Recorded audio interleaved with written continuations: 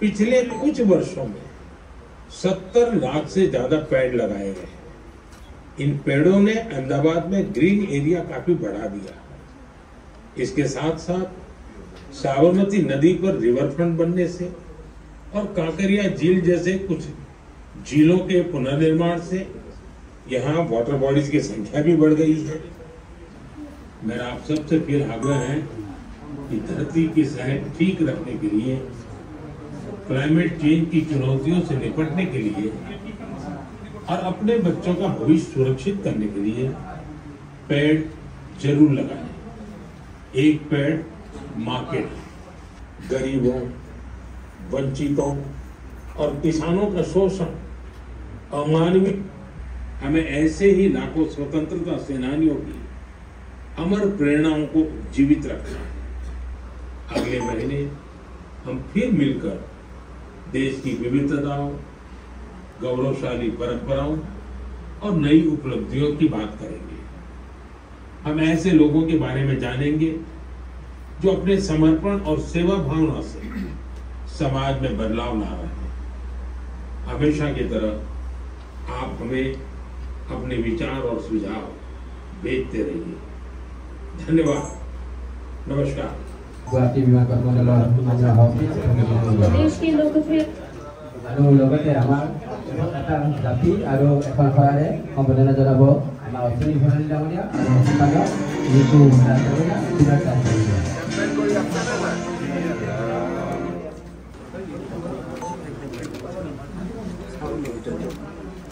সকলোৱে জানো যে প্ৰধানমন্ত্ৰী নৰেন্দ্ৰ মোদী ডাঙৰীয়াই প্ৰত্যেক মাহৰ শেষ ৰবিবাৰত ৰাষ্ট্ৰৰ উদ্দেশ্যে মন কি বাত অনুষ্ঠান অনুষ্ঠিত কৰে আৰু তাতে প্ৰধানমন্ত্ৰী নৰেন্দ্ৰ মোদী ডাঙৰীয়াই দেশৰ সাফল্য, দেশৰ নাগৰিকসকলৰ সাফল্য আৰু যিবিলাক জীৱন গাথাই দেশবাসীক প্ৰেৰণা দিব পাৰে তেনে বিষয়বস্তুসমূহ মন কি বাতত উপস্থাপন কৰে। আৰু এই মন কি বাত অনুষ্ঠানটো তেখেতে সম্পূৰ্ণ অৰাজনৈতিক ৰূপত কথা পাতে আৰু চৰকাৰৰ সাফল্যৰ স্থানত ৰাইজৰ যি সাফল্য, ব্যক্তি জীৱনৰ যি সাফল্য, সামাজিক জীৱনৰ যি সাফল্য তাৰ বিষয়ে তেখেতৰ মন কি বাতত জনসাধাৰণক এই সাফল্যৰ কাহিনীবিলাক শ্বেয়াৰ কৰে যাতে ইজনে সিজনৰ সাফল্যৰ পৰা অনুপ্ৰাণিত হ'ব পাৰে। অসমত আমি চেষ্টা কৰিছোঁ যে প্ৰত্যেকখন গাঁৱত, প্ৰত্যেকখন বুথত যাতে এই মন কি বাত অনুষ্ঠান অনুষ্ঠিত হ'ব পাৰে। যোৱা মাহত আমি অসমৰ 21,000 গাঁৱত মন কি বাত অনুষ্ঠান আয়োজন কৰিব পাৰিছিলোঁ। এইবাৰ সংখ্যাটো আৰু অলপ বাঢ়িব। এইটোৱে আমাৰ এটা প্ৰচেষ্টা আৰু এই প্ৰচেষ্টাত মন কি বাত অনুষ্ঠান শুনিবৰ বাবে আমি অকল বিজেপিৰ কাৰ্যকৰ্তাসকলকে নিমন্ত্ৰণ নকৰোঁ, ৰাজহুৱা ব্যক্তিসকলকো নিমন্ত্ৰণ কৰোঁ, অৰাজনৈতিকভাৱে ইয়াক অনুষ্ঠিত কৰোঁ। আজি আমাৰ বিমানকোট মণ্ডল যি আমাৰ কাৰ্যালয় আছে সেই কাৰ্যালয়ত মই আমাৰ কাৰ্যকৰ্তাসকলৰ সৈতে একেলগে মন কি বাত শুনিলোঁ। পঞ্চায়ত ইলেকশ্যন আমাৰ 2021 বিধানসভা নিৰ্বাচনতকৈ 2024 লোকসভা ইলেকশ্যনত অসমে বিজেপিয়ে ভাল কৰিছে। 2024 লোকসভাতকৈও এইবাৰ আমি পঞ্চায়তত আৰু ভাল কৰিম। ফাইনেলি 2026 বিধানসভাত আমি আটাইতকৈ বেছি ভাল কৰিম। লাহে লাহে আমি টেম্পো বা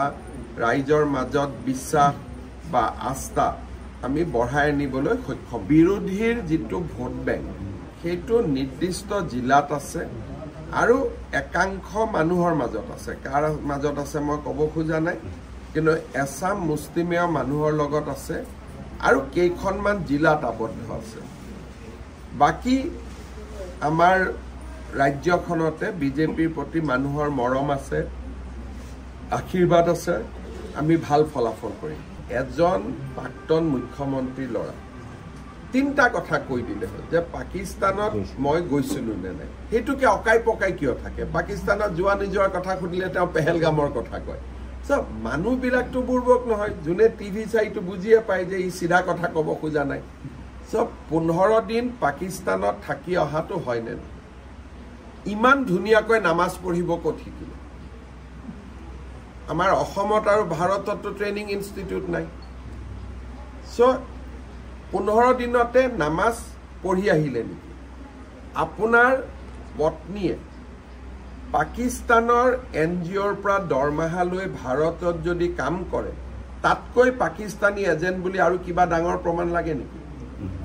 মই কাম কৰিছো ভাৰতত মোৰ দৰমহা আহিছে পাকিস্তানৰ পৰা তাৰ বাদে আৰু কি লাগে লাষ্টত মই ইমান দিন আৰু এটা কথা নোকোৱাকৈ ৰাখিছিলো যে আপোনাৰ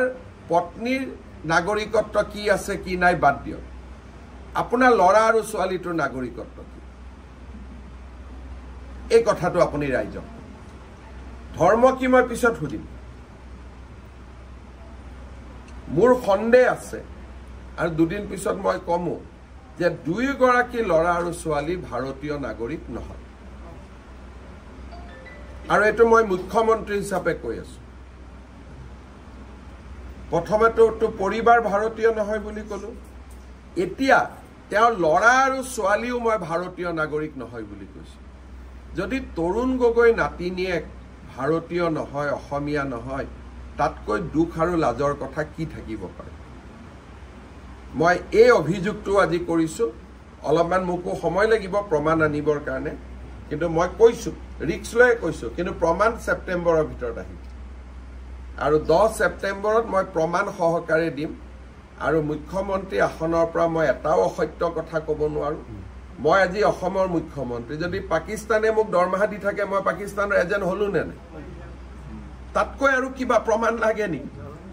নিলজ্জ মানুহে ইয়াতকৈ বেছি প্ৰমাণ খুজিব কিন্তু তিনটা মই প্ৰশ্ন সুধিছো 15 দিন পাকিস্তানত থাকি আহিছে নে নামাজ পঢ়িব ক'ত শিকিলে আপোনাৰ ল'ৰা ছোৱালী পত্নী ধৰ্ম কি ল'ৰা ছোৱালীৰ নাগৰিকত্ব কি আৰু আপোনাৰ পত্নীয়ে ভাৰতত কাম কৰি পাকিস্তানৰ পৰা দৰমহা লৈ আছিল নে ইয়াতকৈ আৰু কি লাগে যোনে পাকিস্তানৰ সমৰ্থনত মন্তব্য দিয়ে কি লাগিলে হিন্দুৱে হক লাগিলে মুছলমানে মই কাকো এৰাত নাই আৰু পাকিস্তানৰ লগতে বাংলাদেশৰ সপক্ষেও মন্তব্য দিলে এৰাত নাই আৰু দ্বিতীয়তে অহা 2-4 দিনতে অসমত আমি আৰু এটা ডাঙৰ অভিযান আৰম্ভ কৰিছো যে এনআৰসিত এপ্লাই নকৰাকৈ কিমান মানুহে আধাৰ লৈ অসমত বহি আছে আৰু এটা পৰ্যায়লৈকে আমি গৈ আছো তাৰো বিষয়ে 2-3 দিনতে মোৰ এখন সাংবাদিক মেল হ'ব আৰু আমি অসমত যোৱা কিছু বছৰত যিমান অবৈধ মানুহ সোমাইছে তাকো আমি উলিয়াই পঠিওৱাৰ কাৰণে আমি নেক্সট প্ল্যান অফ একশন এটাও ৰেডি কৰিছো আপোনালোকক মই জনাম বহুত মানুহে এনআৰসিত আবেদন কৰা নাছিলে কিন্তু অসমত আধাৰ লৈছে এতিয়াতো আমি বন্ধ কৰি দিলো কিন্তু ইয়াৰ আগতে যিসকলে ললে তেওঁলোকৰ ওপৰতো এতিয়া আমি ব্যৱস্থা ল'ব গৈ আছো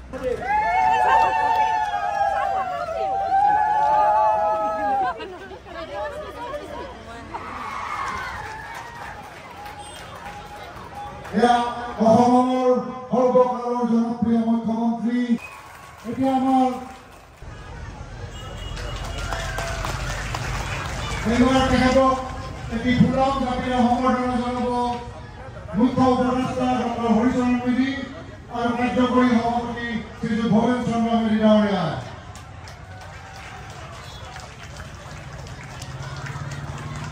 সভাপতি মুকুটমণি দাস ডাঙৰীয়া কাৰ্যকৰী সভাপতি ভৱেন চন্দ্ৰ মেধি ডাঙৰীয়া সৰ্বশ্ৰী হিৰণমহী দাস জ্যোৎস্না বৰুৱা গোলাপ বৰুৱা কৌশল্যা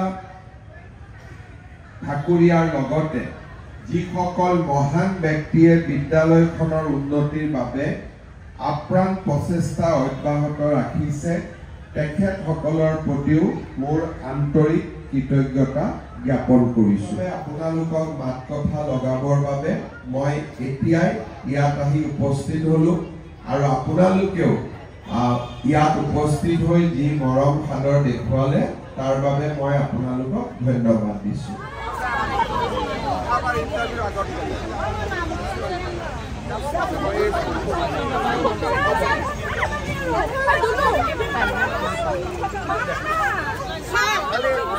এজনে উঠি দিয়ক এজনে আপোনালোকে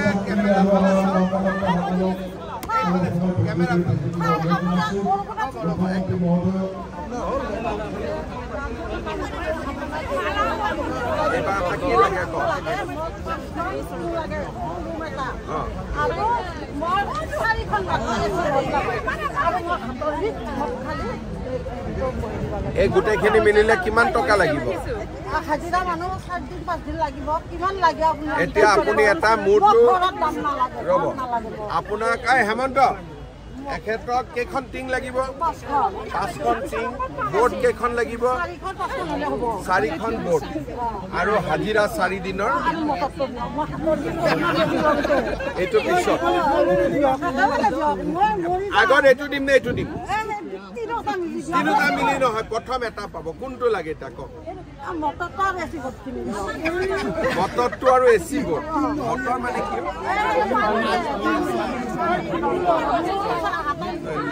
নাম লিখে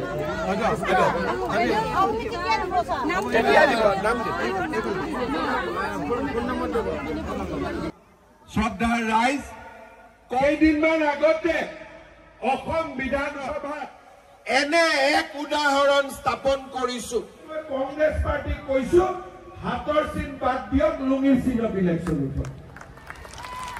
ঠিক কৈছো নে নাই এনেও লুঙি ভাল পায় আপোনালোকে কংগ্ৰেছৰ লিডাৰবিলাক আছে নামাজ ইমান ধুনীয়াকৈ পঢ়ে লাগিলে এনেকুৱা লাগে যে নামাজ পঢ়া কিবা ট্ৰেইনিং ইনষ্টিটিউটৰ ট্ৰেইনিং লৈহে আহিছে দেখিছে না আপোনালোকে যে কংগ্ৰেছৰ দিনত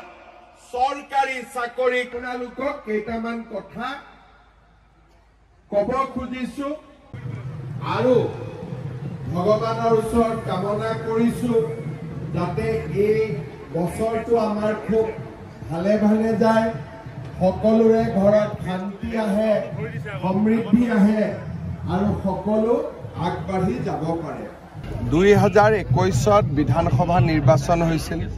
24 ৰাইজৰ সমৰ্থন বৃদ্ধি হৈছিল এইবাৰ পঞ্চায়তত আগতকৈ আৰু বেছি ৰাইজৰ সমৰ্থন আমি দেখা পাইছো মই ভাবো যে আমি এক অভূতপূৰ্ব ফলাফল এইবাৰ পঞ্চায়ত নিৰ্বাচনত কৰিবলৈ সক্ষম হ'ম মই অখিল গগৈ কথা বতৰাত উত্তৰ এইকাৰণেই দিব খোজা নাই যিজন মানুহৰ গুৰুত্ব নাই তেওঁক গুৰুত্বপূৰ্ণ কিয় ইলেকশ্যনৰ আগত কৰি দিয়ে ইলেকশ্যনৰ পিছত যেতিয়া এছেম্বলিত চুপতি মাৰিব ভাল লাগে তেতিয়া অখিল গগৈৰ লগত কথা পাতিম এইকেইটা দিন অখিল গগৈৰ নামটো লৈ থাকিলে যাৰ কোনো প্ৰভাৱ নাই তেওঁ প্ৰভাৱী হৈ পৰিব গতিকে অখিল গগৈক একেদিন বাদ দিছো ইলেকশ্যনৰ পিছত আকৌ অখিল গগৈৰ লগত চুপতি কৰিম ঠিক আছে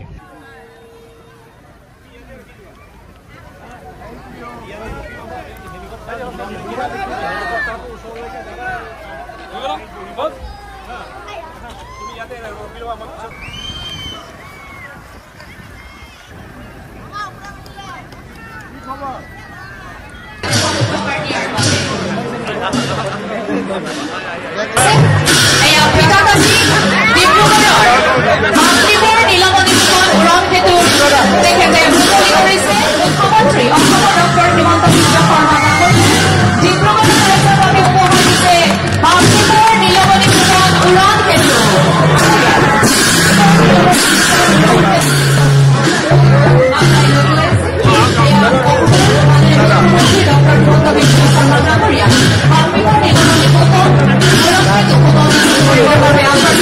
মাজত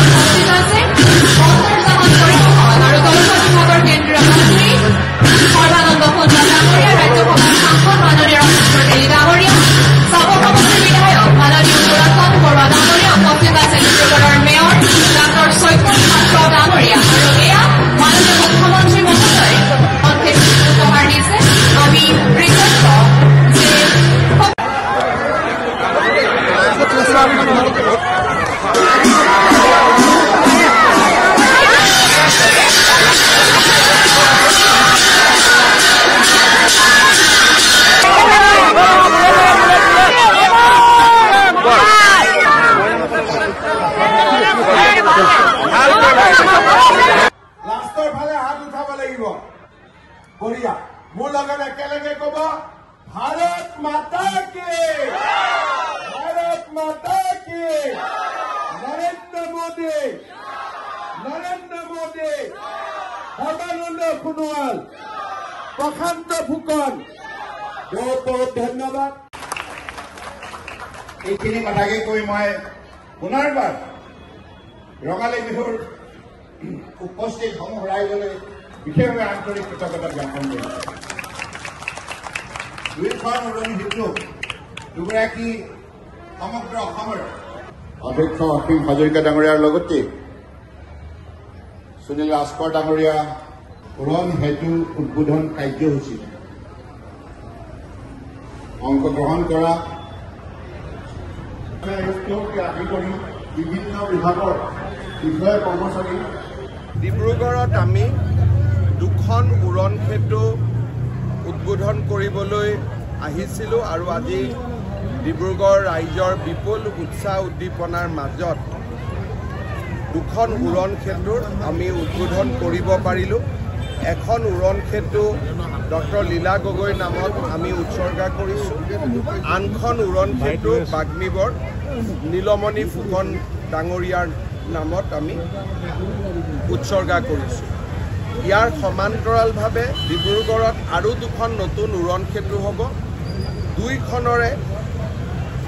কণ্ট্ৰেক্ট বা নিবিদা আমি ইতিমধ্যে ফাইনেল কৰিছোঁ খুব সোনকালে কামো হ'ব ডিব্ৰুগড়ত আপোনালোকক মই অলপ আগতে ভাষণতে কৈছোঁ যে যিখন মানকটা ষ্টেডিয়াম আছে প্ৰথমতে ৬,০০০ আসনেৰে ইয়াক কল্পনা কৰা হৈছিল এতিয়া আমি ইয়াত ৩৫,০০০ আসন কৰিব খুজিছোঁ সৰু সজাই ষ্টেডিয়ামতকৈ ডাঙৰ ষ্টেডিয়াম হ'ব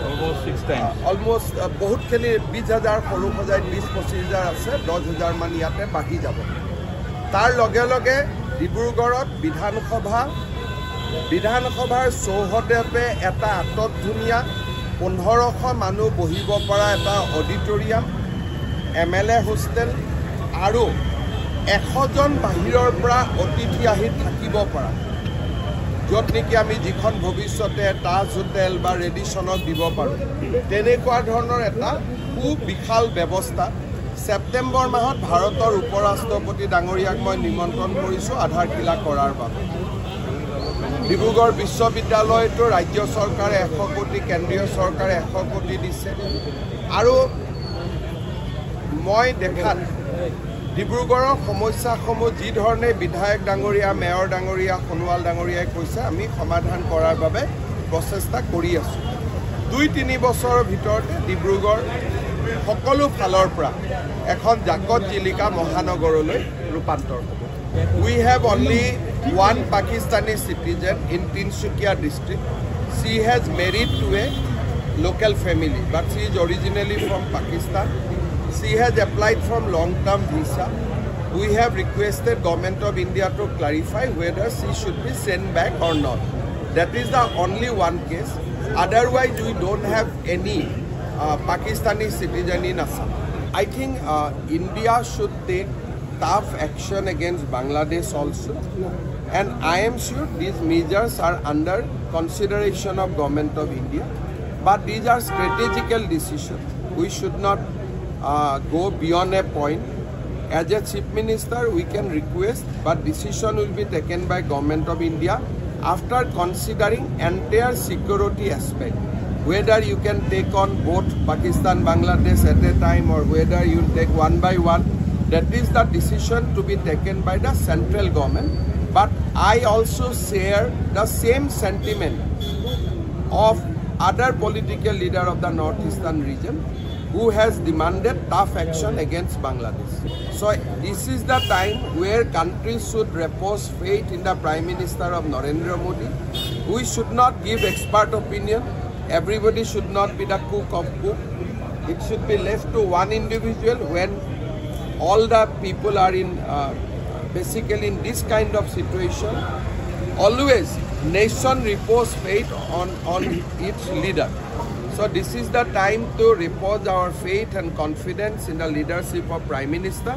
and we should refrain from speaking beyond a point.